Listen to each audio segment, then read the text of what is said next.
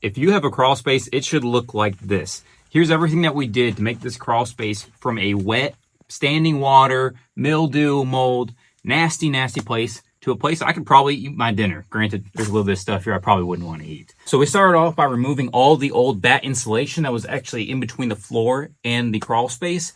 And then we removed all the trash and dirt that was on the ground. Crawl spaces just end up being a place that everyone loves to throw their trash.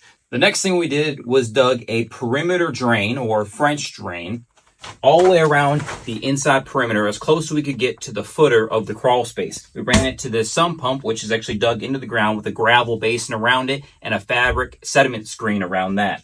This will allow any standing water in here to actually drain out. Additionally, because this crawl space isn't perfectly sloped towards this corner, we actually filled the entire crawl space with 3/4 crush and then pea gravel on top so the pea gravel won't puncture our vapor barrier.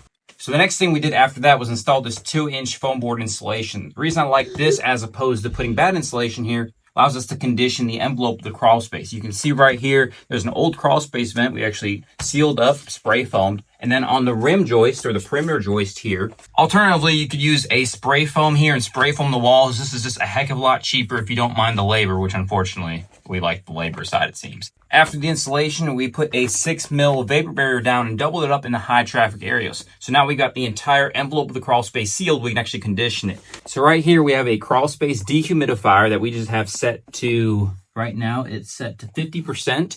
As this is completely sealed, this is going to be a conditioned crawl space. Additionally, with the HVAC, we actually have one supply down here. That way we positively pressurize the crawl space. And the nice thing about this being conditioned is you're going to avoid attracting termites. And speaking of termites, this is why we left the insulation of the foam board 3 inches below the rim joist or mud sill. That way annually you can go around and inspect to make sure you don't have any termite tunnels. So this is everything it takes to get a crawl space to a complete oasis and never have to worry about it again.